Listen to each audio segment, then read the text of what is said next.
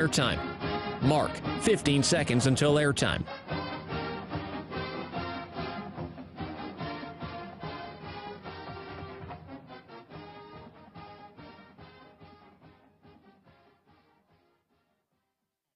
Oregon is going to the Final Four. The following is a Learfield presentation of the Oregon Sports Network. And Oregon is going to play in the national championship game. This is Duck Insider. We need to get community. We need this thing to be bigger than just our little circle of players and coaches. Are you kidding me?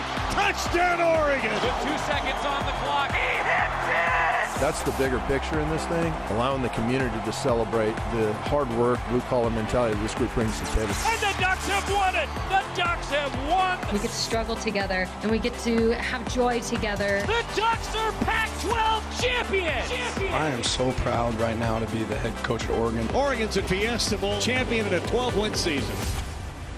This is Duck Insider on the Oregon Sports Network from Learfield, presented by OnPoint Community Credit Union. People are the point. Now let's go live to the Country Financial Studio to talk Oregon Duck Athletics. A number of sports underway the last couple weeks, a few beginning this upcoming weekend. We'll talk all about that, break down the schedule for you. This is my last day in the Country Financial Studio today because tomorrow on the road with Oregon basketball, the men's team traveling to the Bay Area, while the women's team heads north to the evergreen state of Washington. We'll get the breakdown of all that on Tip-Off Tuesday. It is a Tip-Off Tuesday. Our Basketball Coaches Show comes your way this afternoon. We'll do the show live here in the studio at 2:30 and then across the Oregon Sports Network at 7 o'clock tonight. Always available on demand via the Oregon Sports Network podcast, but it is Tip-Off Tuesday. Apparently, Tuesday is the day that we name the most here on the Oregon Sports Network because it's also Athletic Director Tuesday.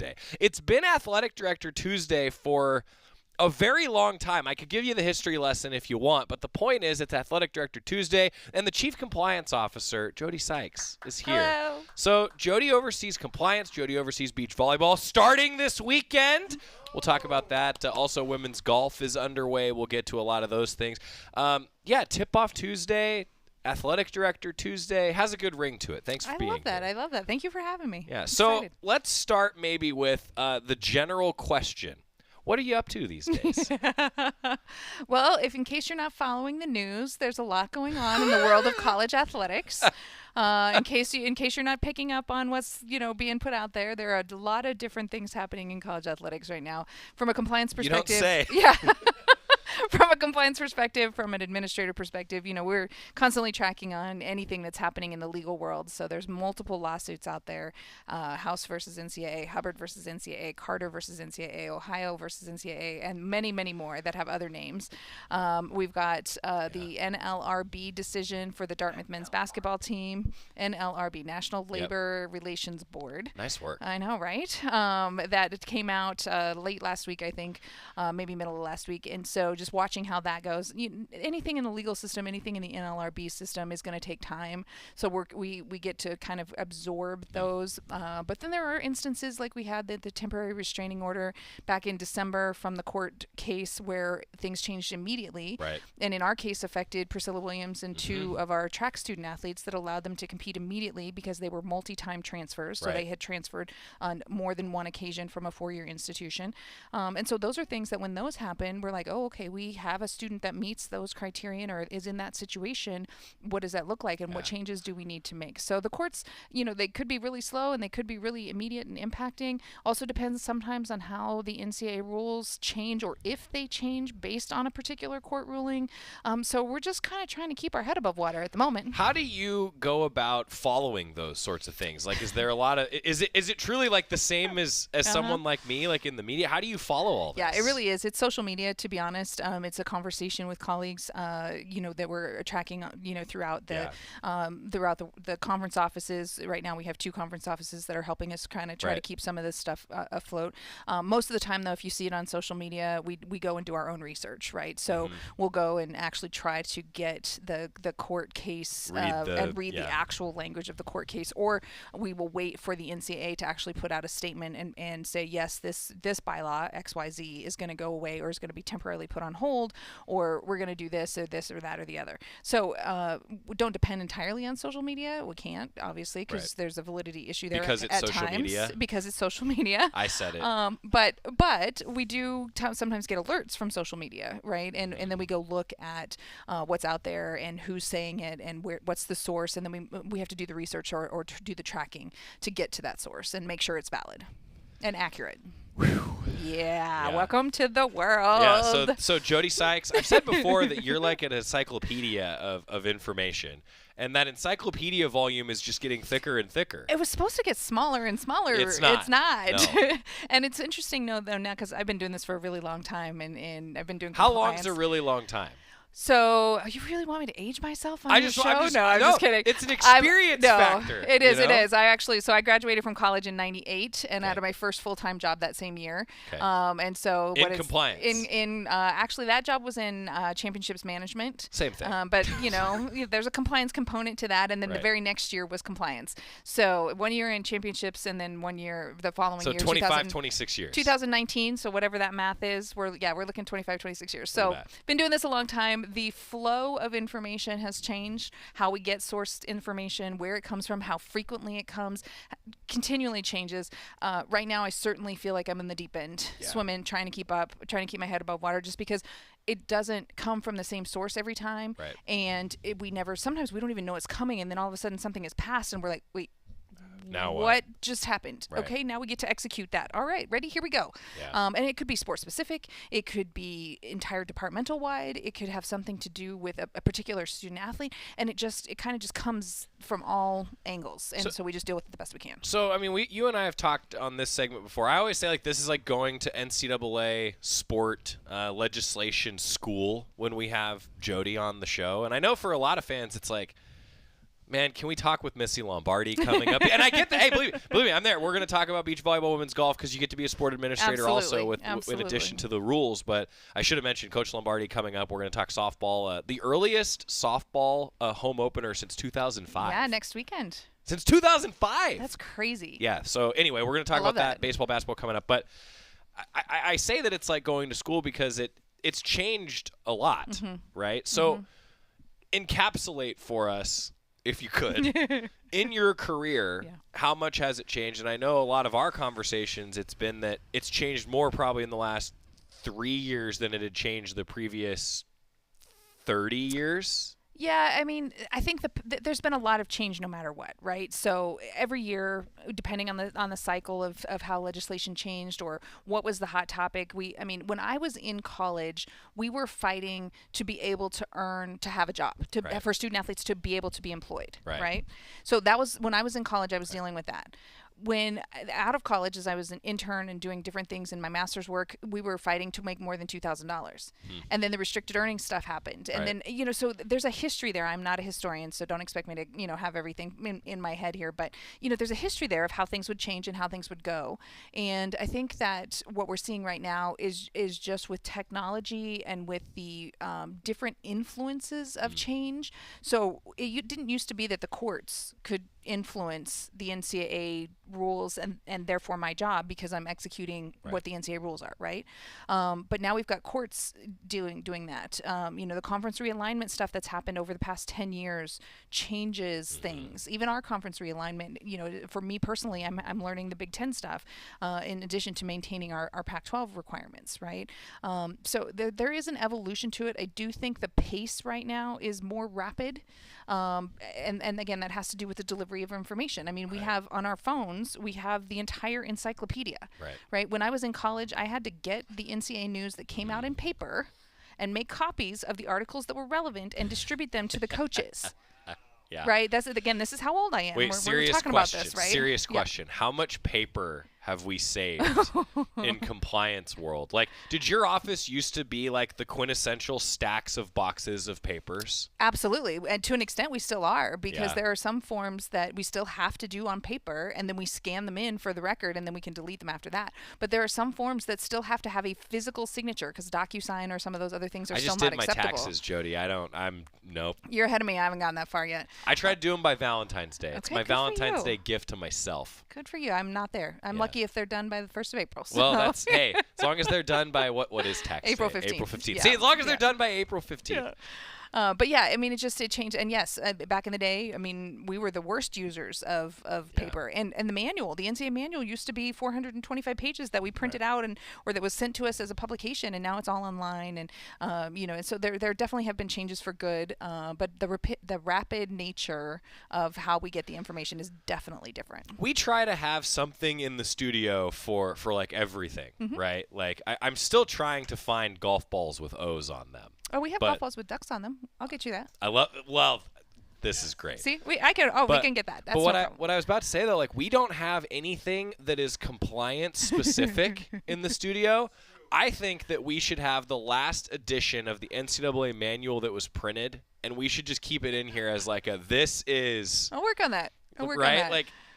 We'll work on that. They we must have some make old like ones. textbook stands, well, right? Then, yeah, there's those regular book stands, right, that have the shelf and then the thing, then you put them in there, and so you could display it on the corner. Shout out to the compliance department. We'll put instead of the helmet. No, don't do that. We'll put the manual when you're No. The compliance manual cannot take place of the infamous helmet. That is not allowed. All right. We'll find a little corner here in the office, a niche for it, but no, definitely not front and center here. So, like, case in point, we had a inaugural lacrosse tournament memorial lacrosse stick. Nice. Given to us from Jess Drummond because she Nice. was like, I don't know that you have space for a giant lacrosse Right. stick, but we've got the little one. The little memorial one. So, I like it. I love it. Anyway. We'll find you something. Yeah, We'll find you something. I'm in. So I love it. So it's changed a lot. Yes.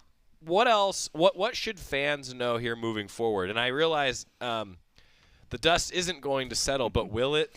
No, Okay. I don't think All that the dust is going to settle. I think that I've been telling people I'm riding the roller coaster and we're just hanging on for dear life at this point. And to be honest, I don't think that's going to change anytime soon. There are too many things that are influencing college athletics in general, as well as the individual lives of our student athletes. And we were talking before we came on about how 18 to 22-year-olds are the source of everything that we're talking about here. That's right. Right? And so there's just too much changing with them, mental and physical health, student athlete welfare, things with employment, and then everything that's happening at the legal level with lawsuits and, changes to the NCAA structure and advisory boards and conference realignments. There's just too much. The dust is not going to settle anytime soon. The traditional collegiate model as we knew it is definitely going to be changing, and we just are going to the only way we continue to make a impact is to survive the change and roll with it and adapt. Life is about change in general, and college athletics is no different. We're just going to roll with it and keep going. I do want to ask you too. You mentioned that like now you've got learning the Big Ten side. Like, what's different? Are there huge differences that we all will notice? There's probably not anything that the regular average person will notice. Stop right there. There's nothing. See the dust is settling. For you. That's right. Not for me. The dust is at least settling on that front. There are things in the Big Ten that are more emphasized. Obviously, we've talked, I'm sure, on other shows about travel and the impacts of what that will do to missed class time and student athlete schedules. And we're still only one of maybe a handful of quarter schools in the entire country. So the impact. Isn't that wild? It is really wild. We do gain Northwestern as an ally in the Big Ten. Shout out Northwestern. Yep. Shout out Northwestern. Fellow quarter school supporter. That's I right. hope. That's right. So just dealing with those kinds of nuancy things and changes are different. But I think that the average fan will see stability. They'll see the continuation. We've used the word bittersweet a lot in terms of losing some of the Pac-12 heritage, but the stability of the Big Ten is important. And that comes from my perspective too, not only in a compliance world, but also, as a sports supervisor and a senior administrator. Those are important things in the big picture of all of this. And as we ride this roller coaster, as we sink into the deep end, as we use whatever analogy we want to use, those are just things that we know that there is a foundation there with the Big Ten that will help us just maneuver all of this, no matter what it looks like. Agreed.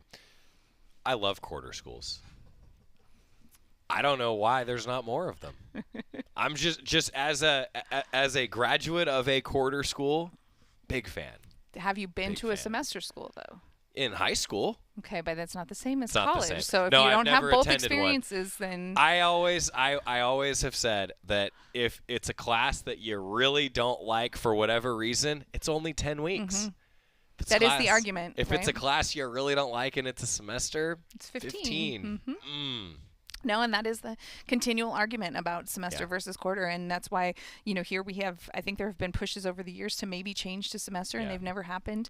I'm a fan. Yeah. Yeah. And I should say, as an instructor now in the journalism school, big fan of quarters. Nice. I like that it moves like that. Fast paced. I like it. But, what do I know? I have no idea. Jody Sykes is here. You've got personal experience. It's all good. Yeah. I got to sit in this chair after that, so it worked out. Chief Compliance Officer Jody Sykes is here. We're going to take a quick time out. We're going to come back, talk about women's golf. There you go. The dust is not settling. Back after this on the Oregon Sports Network from Learfield.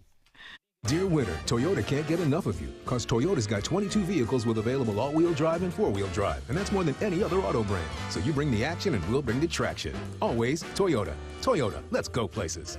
Based on manufacturer's websites as of 11/21/23. As a local community credit union founded by teachers, OnPoint is committed to supporting the students and faculty at the University of Oregon. And on game day, we're right there with you, on the field, in the bleachers, and in the classrooms. Drop by our local branch today and discover the many ways OnPoint can help support your financial well-being. OnPoint Community Credit Union. People are the point. Federally insured by NCUA. Equal housing opportunity. Dear winter, Toyota can't get enough of you, because Toyota's got 22 vehicles with available all-wheel drive and four-wheel drive, and that's more than any other auto brand. So you bring the action and we'll bring the traction. Always Toyota. Toyota, let's go places. Based on manufacturer's websites as of 11/21/23. Your daily dose of Oregon athletics. This is Duck Insider from Learfield. And here's Heather with the weather. Well, it's beautiful out there, sunny and 75, almost a little chilly in the shade. Now, let's get a read on the inside of your car. It is hot. You've only been parked a short time and it's already 99 degrees in there. Let's not leave children in the back seat while running errands. It only takes a few minutes for their body temperatures to rise, and that could be fatal. Cars get hot fast and can be deadly. Never leave a child in a car. A message from NHTSA and the Ad Council. The possibility of lung cancer can be pretty scary, especially if you're one of approximately 8 million current or former smokers at high risk. That's why SaveByTheScan.org wants you to know that now there's a breakthrough low-dose CT scan that can detect lung cancer early, and it only takes 60 seconds. You stop smoking, now start screening. For an easy quiz to see if you're eligible, visit SaveByTheScan.org. It could save your life. SaveByTheScan.org is brought to you by the American Lung Association's Lung Force Initiative and the Ad Council.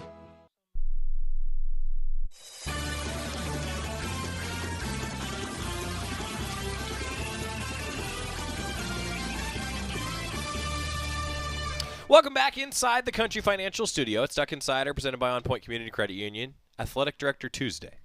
Jody Sykes is here. So, hello. I always call you Chief Compliance Officer. So I have a theory. Okay. All right. I always call you Chief Compliance Officer. But then you're also a Senior Associate Athletic Director. And then there's the Sport Liaison titles.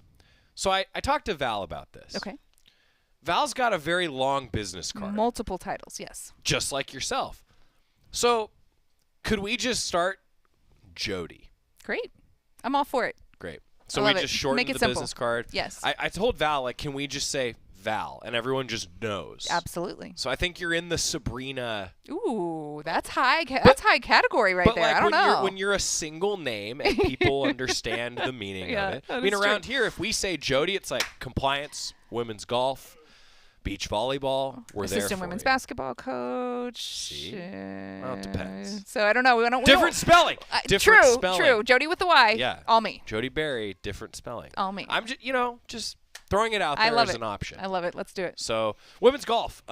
Give you a chance to brag a little bit about the team. Off to a good start. Yeah, we had 2 competitions this year so far, and came off of a very strong fall as well.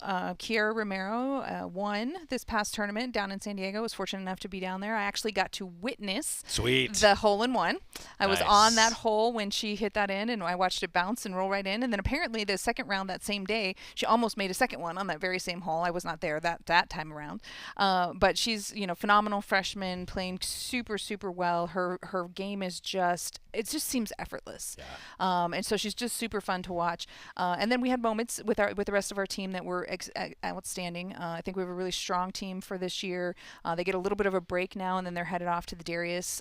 But Derek and Chrissy are continuing to just push and be better and do things the right way. I'm sure Derek's talked about it. He loves recruiting, and so he's just something that he is all in on. Right now, have a recruit on campus that he's really high on. Of course, I can't say who it is because then I would have a violation, and that would not be good for the compliance officer. Then you'd get an email from yourself. From myself, or get Bill to send it to me, maybe. Wow. I don't know. That's some Inception type stuff. Right? I don't know. I wasn't ready for that. Okay, the things we come up with here. Let's move on. Anyway, so, that part of it is good. But he's also worried about strength of schedule. And then, Coach Carmen is new and getting her out. But she has such great insight with her experiences, especially at a high-level amateur competition, the things that she can bring to the team, the relationship building that she's doing. Just really proud of them and how they're working, excited for the season ahead and what they've got going on. So it should be fun. It should be fun to watch them. You and I have talked a little bit about this before, and I've talked with Coach Radley about this, that, it's such an international sport. It seems like more so than maybe other sports, like the golf, the tennis teams have an international roster. Absolutely. As both a sport liaison and as the expertise in compliance, like that has to have some unique challenges and probably a rewarding experience in a lot of ways. It does, actually. It's a whole nother aspect of not only the compliance world, but also the sport liaison world that I have to that I work with and I get to learn about. So, for example, this year we were talking about the Chinese New Year because we have several players who are from Taiwan, and that's a very important celebration for them. I happen to be a dragon in the Chinese New Year, so this is my year, right? You're the dragon, right? And so that actually became a point of conversation just about culture and about their experience, and that happens with all of our students, whether they're on the lacrosse team from Canada or they're on the golf or tennis teams from Australia or Europe or wherever. We're very, very fortunate that not only does the university have a strong international population, but our sports teams do as well. And tennis and golf certainly have the higher populations, both men's and women's. But all of our sports, almost all of our sports, have at the very least a Canadian, and which is technically international, and a lot of them have more, right? And so it's really fun too to see those cultures interjected into their teammates as well, and watch the teammates interact. Even if you're just from, we're going to transition to beach here in a minute, but you've got Californians and Washingtons and Oregonians and Texans on the beach volleyball team, right? And just watching them interact, being from different states. And so then when you infuse that international aspect on some of our teams, it really is a fun thing to watch develop. Yeah, I saw it firsthand. Well, I've seen it firsthand in a few ways. Most recent example, you got two Mali natives on the men's basketball team that, I'm telling you, the cultural connection. So our plan is on a tip-off Tuesday later, we're going to have both N'Faly Dante and Mohamedou Diawara on at the same time. Nice. Because they are peas in a pod. Absolutely. If you've ever seen one. If you've seen them together, they're just they're like brothers. It's so fun to watch them. So we're planning on doing that. I'd if we love can get for the fans schedules, to see that, if we can make it work. Yeah, lined up. That would be great. Last year, like the international flavor on the baseball roster, like you had Riku Nishida from Japan, Sabine Ceballos and his connections all the way from Puerto Rico. His family came, by the way, to the first pitch banquet. That was so cool. Anyway, incredible. And then, it's something that I, truthfully, like I didn't think about that getting into this business. It's a cool aspect. It really is. And just the things like for Japan, for example, Minori Nagano is on the women's golf team, and she is from Japan. And it's actually caused me to really consider my next vacation going to Japan. Cool. Because I want to check out some of the things that she and I have talked about. And she's certainly not our first Japanese. We had a former women's tennis, and I've had, there's a lot of different countries that are represented. And I do love that diversity impact that those folks have and what they teach their teammates. I love that. I also really regret not learning more languages when I was younger. Me too. Yeah. My Spanish used to be pretty darn good, and then I just didn't use it all the time. Yeah. So. Use it or lose it, right? Yeah, that's right. How it works. That's right. Jody Sykes joining us. All right, beach season is coming up. That's part of why I wanted to have you on today, because hitting the road to start the season for Jason Dillard's squad this week. Absolutely. Super excited for our beach season to get going. We are headed to New Orleans. The Tulane is hosting a tournament.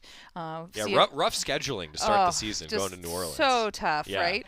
Actually, in some ways, it's like the travel that we're going to talk about. Worry, yeah. We are spending an entire day just getting there, right? Yeah. But it's going to be worth it. It's teams that we don't get to see on a regular basis, because once we get into Pac-12 North and Pac-12 South, we see some of the same teams, and we'll stay on the West Coast for the remainder, of our season, whether it's Washington, Boise State, Arizona State, and the Bay areas, and Los Angeles, of course. We're pretty much here on the West Coast. So this is one trip. And like last year, we got one trip to Hawaii. This year, we're taking this one trip to New Orleans. So one trip to kind of get us out. But it's going to be fun in my mind, because it's a place that a few of our student athletes have never been. Right. So we're going to be able to do some cultural stuff as well. And the court system, from what I've been told, is really quite set up for a massive tournament, which is what this is going to be. So we're going to see teams that we probably wouldn't otherwise see in just any sort of regular beach volleyball scheduling. So fun way to kick things off. Super excited for Jason and Lucy to show the work that they've been putting in, and the student athletes, of course. They've been working really hard. I mean, as you all know, beach is an outdoor sport. Right. We're technically in winter here, in Eugene. So there's a lot of beach practice that goes on this time of year, in the wind, in the rain, and that just comes with every outdoor sport that we have, right? You just have to practice in whatever weather Mother Nature throws at you. So they're doing the best that they can, but I think they're excited to maybe get some sunshine and check out some things in New Orleans. I'm telling you, though, for a lot of sports, it prepares you for being a professional. 100%. When you're playing in a lot of elements. There is an argument to be made that if you grow up in maybe Arizona, let's take golf, for example. Right. Grow up in Arizona, you should go to, Sarah Radley went to Michigan State. That's right. Derek's wife, because she wanted to make sure that when she went to the LPGA Tour, she could play in any kind of weather and not just the warm Tucson, sunny, And so in a sport like beach or in a sport like golf, you want to make sure that you can handle that diversity, whether it's wind or rain or just different kinds of courts and grass and sand and whatever it might be, because if you truly do want to be a professional and have a chance at that, or even if you don't, it just builds character. And it teaches you how to handle adversity, and it teaches you how to get through, whatever the situation might present. Case in point, I remember Monica Vaughn said that to me, like growing up in Oregon, then playing collegiately in Arizona. Absolutely. If you look at when Monica Vaughn won her national title, her individual women's golf national title, the weather was garbage that year. Yeah. It was garbage. Advantage. And Derek will say it all the time too. Duck weather. Because we know how to handle it. We practice in it. We see it. And the same thing with our beach volleyball team. Right. They know how to handle it, whether it's hot or cold or whatever, because they have practiced in it, and they can, practice in layers, or they can practice in tanks and shorts and still be good to handle either or, because they've had some experience in all of those cases. Now, actually, on that note, I forgot to ask you about this on the women's golf side, but the Jake now up and running. Absolutely. A chance to check in with that for fans. Yeah, thanks. That's a great check in there. The Jake is super phenomenal. Our student athletes just are thrilled, and we're super, super grateful for the donors who made it possible. They are excited to just have a place that when it is rainy, that they can still be out kind of in the elements, but in a covered, overhanged area, to where they're still getting to hit real shots, real balls. And they have a home. And they can go out there and practice when they need to. It was, 15 plus years in the making. But it's there for them. It's a phenomenal facility. Super, super grateful to be able to have that for them and just have a place for them to go. The student athletes themselves are just over the moon with how amazing and how nice it is. That's sweet. It's so awesome. It may even make me a semi-decent maybe golfer. We might have to work on that. Jody, it's bad. You give me mini golf. Okay. I got you. We got you. Okay. It's the short game I can thrive. It's the baseball swing on the driver. There you go. Good. Yeah, we'll get Coach Radley out there. He can help you with that. No, he would be like, nope. Nope. Hey. Coach can teach anybody. He'll be fine. I promise. Plus, he's been teaching his son baseball. He was a baseball player himself for many years, so he knows how to convert that whole baseball golf thing. Yeah, it's the torque is just different. It's different. The planes are different. Yeah. And you have to be athletic enough to convert them. I was not. See, that's the problem. I could play golf and not softball. But the folks that are athletic enough to be able to do it, to do both and adjust your swing plane, you could do both, but not me. Not me. No. I'll happily drive the golf cart for everybody. There you go. Yeah. There you go. What did we miss, Jody? Anything else for fans to know? No, I think we just want want to say thank you for all your support and your continued, ability to just kind of put up with things that roll with the punches. Just really appreciate everybody just kind of hanging in there, because right now we're dealing with it sometimes at the same time that you're getting the information, or, we just appreciate the loyal fans and the loyal supporters who are just a part of understanding that there is a culture here that we're protecting, and that we are going to do the right thing and make sure that, the University of Oregon is as stable as it possibly can be in these very tumultuous times. And quarter schools are great. Jody Sykes, Chief Compliance Officer, thank you for being here. My pleasure. Anytime. Appreciate your time. We're going to get a timeout. When we come back, we're also going to talk with Coach Lombardi. Also, home opener for Duck Baseball. I want to preview that a bit, and some basketball, too. That's all coming up on the Oregon Sports Network from Learfield. Hey Duck fans, we're all about protecting our home turf here in Eugene. You should do the same for your home with Country Financial Insurance. Most home insurance doesn't account for inflation, but with Country Financial, yours can. If something happens to your home, make sure you can rebuild the same house in the same place. Call a local representative or 866-COUNTRY and get a solid defense for your home. Home insurance policies issued by Country Mutual Insurance Company, Country Casualty Insurance Company, or Country Preferred Insurance Company, Bloomington, Illinois. Property must meet age and condition requirements, which vary by state.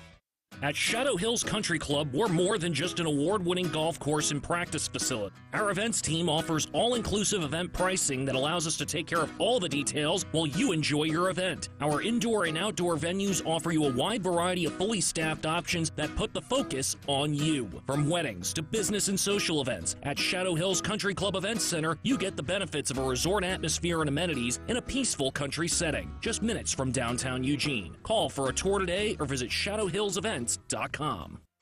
You're listening to Duck Insider. Duck Insider on the Oregon Sports Network from Learfield.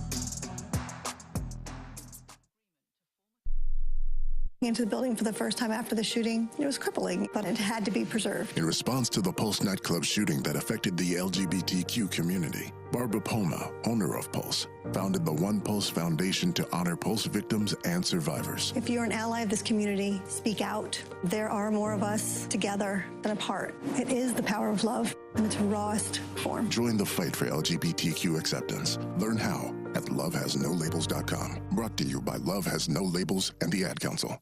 The impact of a meal goes well beyond feeding our bodies, because feeling full can sound like this. How did the interview go? I did it! I got the job! I can't believe it! And like this. Mom, I got first place at the science fair with my volcano project. That's amazing, sweetie. Congratulations. Because when people are fed, futures are nourished, and everyone deserves to live a full life. Join the movement to end hunger at feedingamerica.org/act now. Brought to you by Feeding America and the Ad Council.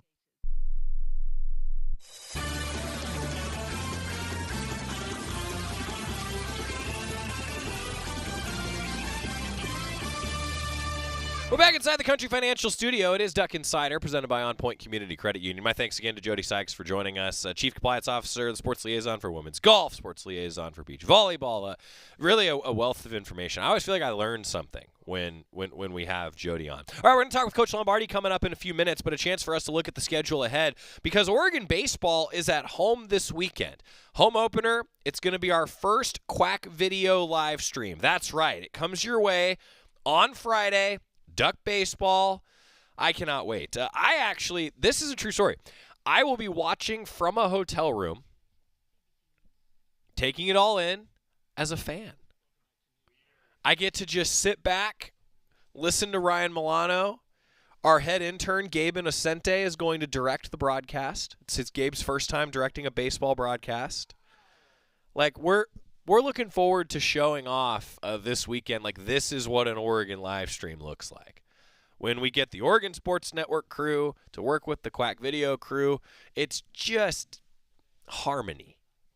All right, now I'm going to get off my soapbox and tell you a little bit about basketball. So this is a huge trip for Oregon men's basketball. 8 o'clock against Stanford.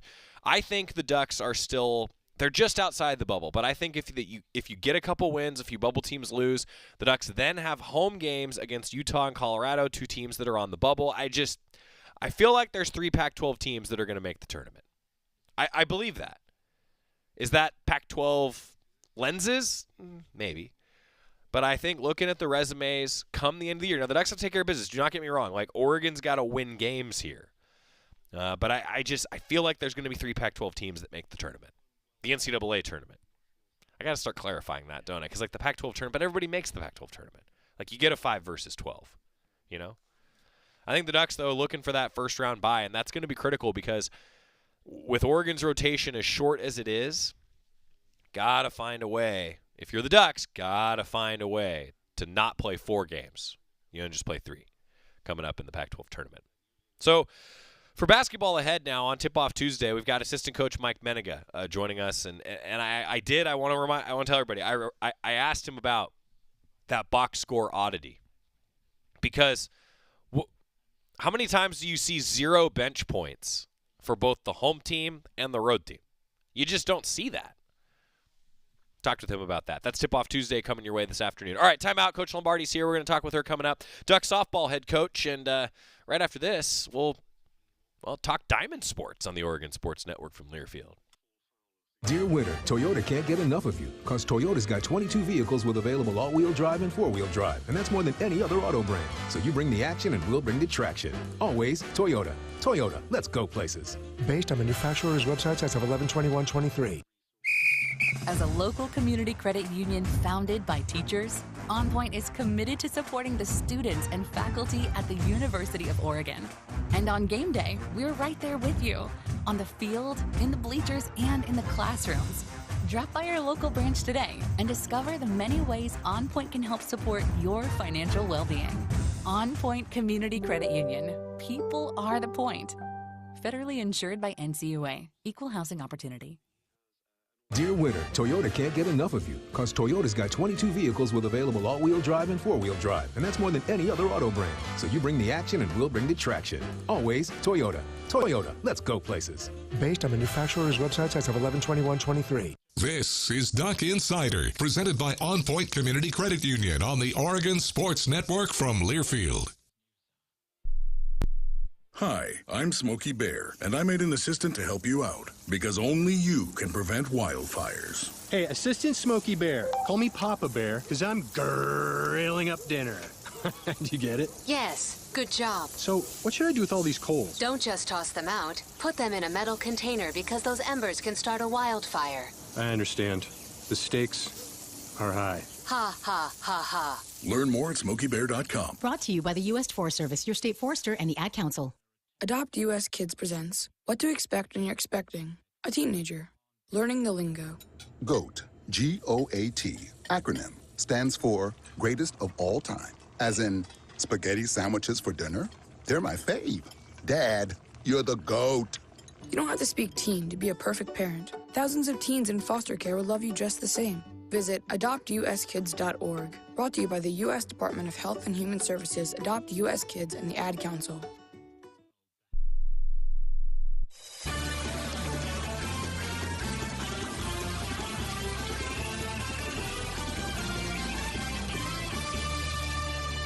Back inside the Country Financial Studio, it's Duck Insider presented by OnPoint Community Credit Union. So every Tuesday, Coach Lombardi's kind enough to join us. Coach, nice color choice today. I got your memo. Yeah, that was well done. You know, I actually have to tell you a story, and I'm kind of curious about this. So you guys are on the road a lot. You travel. We've talked about your suitcase plan. Well, I actually spilled coffee on my other white pullover just this morning. Had to go to the emergency backup pullover. So you've never had something like that happen, though, right? I have to admit, I feel like I'm pretty solid. Yes. I'm pretty solid with not spilling, especially white. Yeah. White. You have to be ready for it. I mean, you know, from your softball playing days, you still have the soft hands, right? Absolutely. Yeah. I mean, that's the way it goes. All right, review the weekend for us. You're back after another weekend on the road, common this time of year. What'd you take away from the weekend generally? It was a tough weekend for us. We saw a lot of good things. We just didn't get the outcomes that we wanted. So we pitchers threw great. I thought defense was really good. I thought our defensive shifts were really good. I thought we got a ton of base runners on. We just struggled driving them in.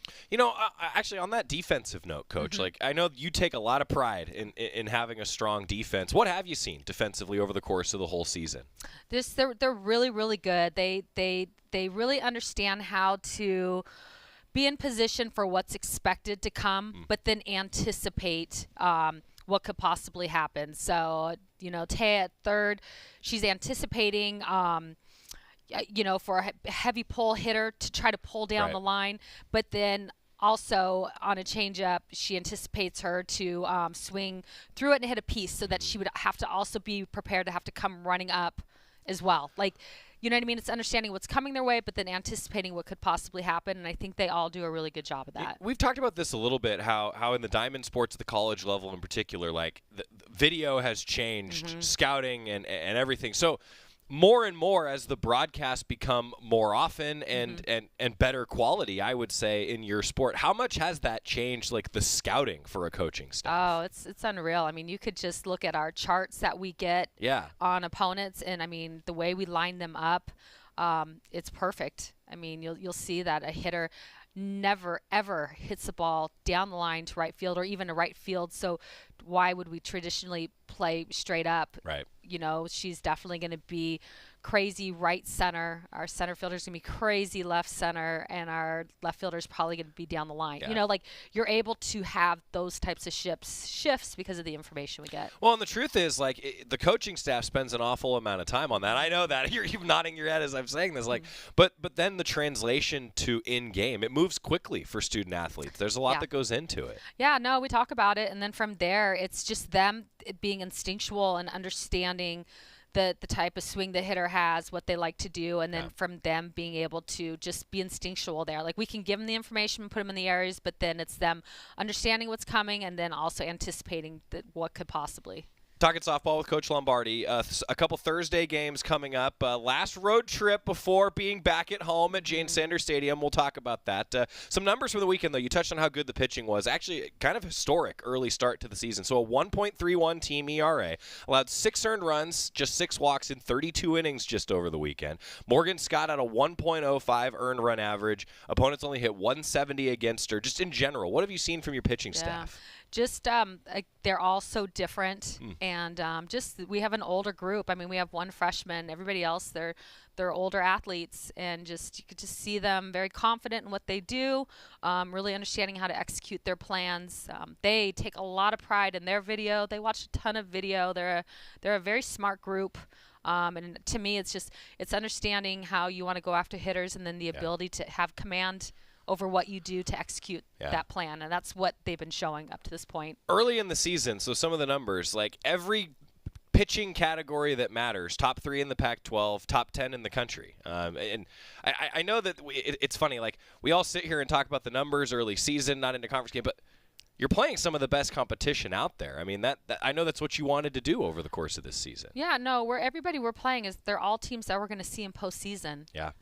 So we're not playing a light schedule. We're playing a tough schedule, but it's required. It's required for us to do that. And so, you know, I think early on, you're growing. I mean, I think about how we look right now and how different we'll look by the end of the year, right? Yeah, that always happens. amazing. But it's early on, you're trying to grow and build upon and get the wins to go along with it at the same time. Yeah. Like, we are growing and building upon, just didn't get the wins that we wanted this weekend. Well, and a reflection of the schedule, I should say, still ranked in the top 25 in all the polls, you know. I feel like we've seen, and I don't know if this is true or not, Coach, before we talk about some of your pitchers, like, I feel like a lot of the top 25 programs this year have played each other early. You know, has that kind of become the common thing in all these non-conference tournaments that everyone's playing in? I feel like that there's been in the last 2 weekends, the amount of ranked opponents that have played each other, it's been more than I've ever seen. Really? Okay. Yeah. So I'm not crazy, is what you're telling me. Okay. Because I just honestly, like, looking at the scores, it's like, oh, well, like, you know, UCLA, Washington, like, you try at the Pac-12, like, they've dropped to some, but they're playing. Like, it's, I kind of like that, truthfully, to get the sport rolling in that way. To Coach Lombardi joining us. Okay, some individuals. So let's start with the team low in ERA. When you have a 0.00 earned run average, you're pretty good. Elise Sokolsky has that. It's been awesome to watch her. You know, last year she was sidelined and had to redshirt because she had an injury that just wouldn't heal itself, and she's put a lot of time into to that injury and getting healthy. And it's just been awesome to see her get on the mound, and you know, she's still working on building up her innings, but she keeps building them up, which is great. She's got just a beautiful rise ball. It really, really spins. You feel like it's coming faster than what it is. She does a good job of locating her drop and her fastball, and then she just does a good job with her changeup. It has good downward break. So just her vertical separation. Yeah. It's really nice. Changes the eye line of the hitters. Yeah. It seems like tremendously. Touched on Morgan Scott, how good she was over the weekend. A complete game, 2-hit shutout of San Diego State. An impressive hitting team statistically. What have you seen from Morgan Scott? Yeah, it's just, you can see this is her last year, and she's on a mission. She had the injury bug last year too, and pitched last year with a lot and was uncomfortable, just dealing with that injury. And so to pitch pain-free, that's gone. It's just been great to see her do that. On that note, Coach, larger picture, you've said so many times and talked with me so many times about having a pitching staff. You don't need it just for the variance of what they bring to the mound, but also for depth, right? It's nice to have it for health concerns, too. For sure. I mean, if you're, when I grew up, you'd have one or two pitchers that got the ball every single time. Right. And then over time, or at long season, they just start to wear down and they're not as sharp. I want these guys all to be sharp now and to be sharp through the end of the year and to be able to match them up against different opponents and, for somebody to start, and if they want to go all 7, great. Yeah. But if not, we have somebody to come in and close and give a totally different look. So I think they'd work very well together. Another vet in Stevie Hansen. What have you seen so far? Good. I love her strikeouts that she's getting. I love she's added a new pitch this year, and it's been really, really good for her as well. So Stevie, she's a competitor. She wants the ball. I'm just excited to see all the stuff she's going to do this year, too. Now, no pressure. We talked a bit about Taylor Spencer last week, but starting out the way that she has as a freshman, I imagine as a coach, I don't know, correct me if I'm wrong, but as a coach, you never quite know what a freshman's going to do once those lights go on, right? Well, she seems to be shining in those bright lights. Yeah, she's handling herself very well. She's a competitor as well. I think every one of these guys, they compete and get after it. I don't think the moment's too big for her. We've put her up against some top teams, and I thought she's handled herself. We've got a long season to go, but just from what she's shown, I'm excited to see what she's going to continue to do. Fewest walks in the Pac-12 as a pitching staff, just 10 walks all season. So how much pride do you take in that, just the strike throwing from a pitching staff? A lot. I'd rather them throw it right down the middle of the plate and us take our chances than walk somebody and create momentum for the other team. Yeah. Let's take our chances with our defense and with their movement and whatnot. And so I think they've done a good job of being efficient. Like I said, I've been really proud of them, and they're very serious about their video and understanding the hitter. They're a group that I feel is very locked in right now. To the offense with Coach Lombardi. Let's start maybe at the top of a couple Pac-12 statistic categories, and the top you'll understand why I said that. Kai Lushar leads the Pac-12 in hits and stolen bases. Talk about setting the table. What have you seen from her? Yeah, she's a table setter, that's for sure. It's been cool to watch different teams and how they play her. They're all trying to play her strategically in different ways, and she just continues to beat the defense. She's just very confident at the plate. She knows exactly what she wants to do, how to go about it, and it just speed kills. She's so fast. Getting out of the box, she puts the ball in play, she's going to be safe. She's what I call a scouting report buster. Yeah. You think that you have it with the charts we were talking about, but then she does something different. You know, I mean, that's quite the weapon of athleticism from one that doesn't have that, Kai. Just, it's fun to watch, that's for sure. So the offense, Coach, I mean, the team ranks in the top 4 in the Pac-12 in batting average, doubles, triples, stolen bases. I know you'd like to see a few more runs on the board in a few games last weekend, but what have you seen offensively? What do you want to see moving forward? No, I think we have a very explosive offense. I think for us, it's just we're getting on. We're constantly on. Just need to clutch up with runners in scoring position. I don't think we need to do any more, any less. Just get a good pitch to drive. We had some balls that we hit hard last weekend that were right at people, and then we had some opportunities that, we didn't come through in. But I like our offensive group. I think they're really, really good. I think this team is really, really good. Just had a weekend that just didn't go in our favor. Well, and I said this on the show yesterday. It's not very often that you see an 0 for 11 with runners in scoring position. That's bad luck sometimes, over the course of a long season. I feel like, too, sometimes you get a hit in that clutch moment, then a few more start to happen, right? Sure. It is contagious at times, I bet. For sure. I agree. I agree. All right. Mary Nutter coming up. It's one of the best tournaments, I think. Every year, you guys like to go to this tournament down in Cathedral City. Thursday it begins, Friday and Saturday. First time playing UCF. You've played Baylor, Long Beach State, Notre Dame in the past 2 years. Some common opponents, some known opponents, I guess, for you coming up this weekend. Again, all teams that will be in postseason, either winning their conference or in postseason, deep into postseason. So, I look at this last weekend. We, didn't get a couple of our outcomes, but I think at the first weekend, I think at the second weekend, and this second weekend, and the competition that we have faced, and we have faced tough competition, which prepares us going into this weekend right here. It's the last home weekend, and I want to say something that actually surprised me when Greg Walker said this. Greg, Sports Information Director for Duck Softball. For the Jane Sanders Classic, which we've been talking about, it's going to be the earliest home opener for Oregon softball since 2005. So, from a Duck fan, great scheduling, Coach. Love that.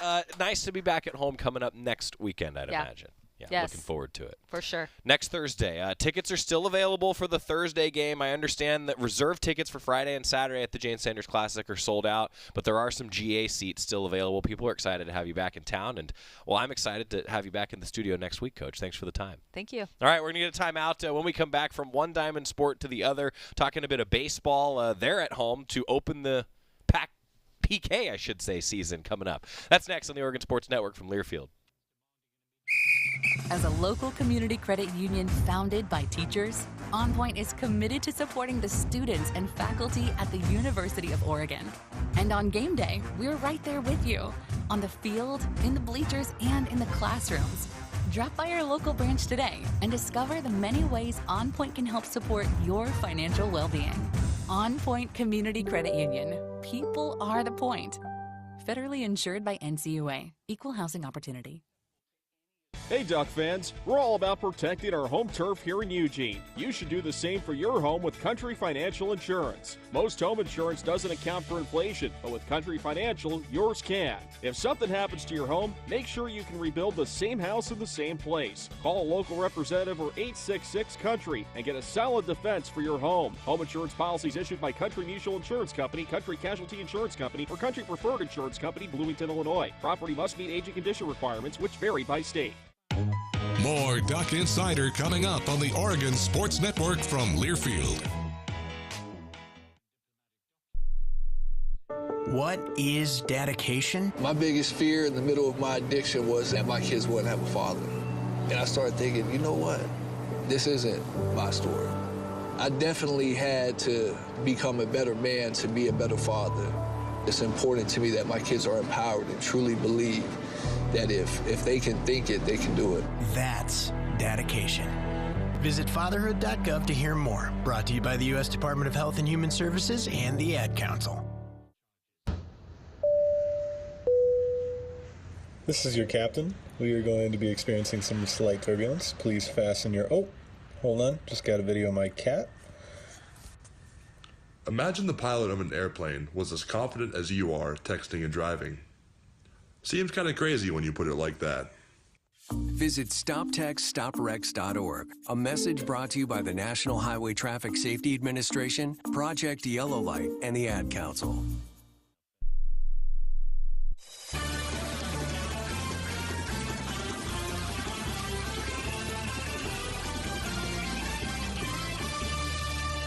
We're back on Duck Insider, presented by OnPoint Community Credit Union. Joey Mack here with you in the Country Financial Studio. You know, I was thinking about the PK Park opener as we talked with Coach Lombardi.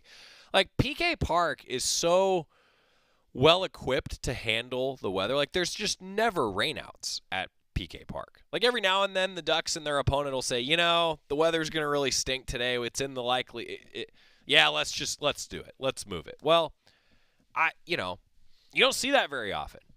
And that's saying something about the facility. I think in some ways I don't realize how spoiled I am as a broadcaster that you're sitting there, you know? Like it's a thing. Baseball coming up this weekend, though. So 4 o'clock on Friday, and I said earlier about the live stream and how we're gonna have a lot of fun with it, and I get to just watch as a fan on Friday. I am really looking forward to Saturday, though. Doubleheader beginning at noon against Lafayette. And truthfully, look, no disrespect to Lafayette, these are games that Oregon should win, particularly at home, right? It's a long flight for Lafayette. Oregon's comfortable, obviously, at PK Park. These are games that Oregon should win. And the pitching, I thought, really showed us some things opening weekend. I think the Ducks have some good starters in R.J. Gordon and Kevin Sider. I think that coming out of the bullpen, Logan Mercado sure looked like that bulldog Logan Mercado that we've seen in his career. Overall, we saw a number of new faces in the Oregon bullpen that I thought were really impressive. And then I said this yesterday. To me, it was sort of an example of how transfers can impact things. The way that Oregon rebuilt the offense a little bit around not just the transfers, but the returners that have been here also.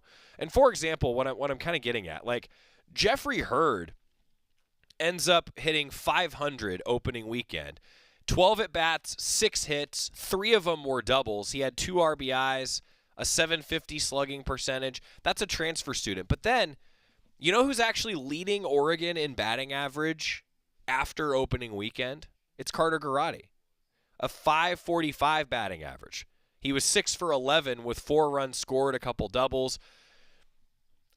That's a guy who was playing shortstop as a starter last year, but then got hurt. Drew Cowley ends up playing shortstop.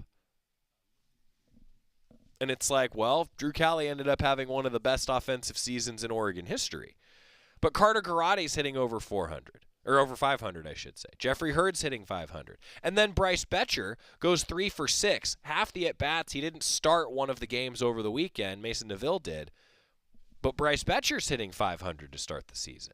Drew Smith, another returner, hitting 400. And then Justin Casella, he hit 222, but he walked 3 times. That's sort of been the MO of him. He hit 17 home runs for Elon last year. So my point is that offensively, I thought the Ducks opening weekend, it was a great example of you can rebuild a bit with the portal, but you have the foundation from guys that maybe weren't the middle of the order regular position players last year, because of so much veteran presence. Some transfers, too, like a Sabine Ceballos, a Riku Nishida coming from the JC level. The Ducks, I thought, really showed that you can take some transfers in, but then have your core that learned from the previous core, and then you have a really good baseball team. That's what I saw offensively. Now, in the pitching realm, if the Ducks can find one more starter, I really like the direction of this pitching staff. We saw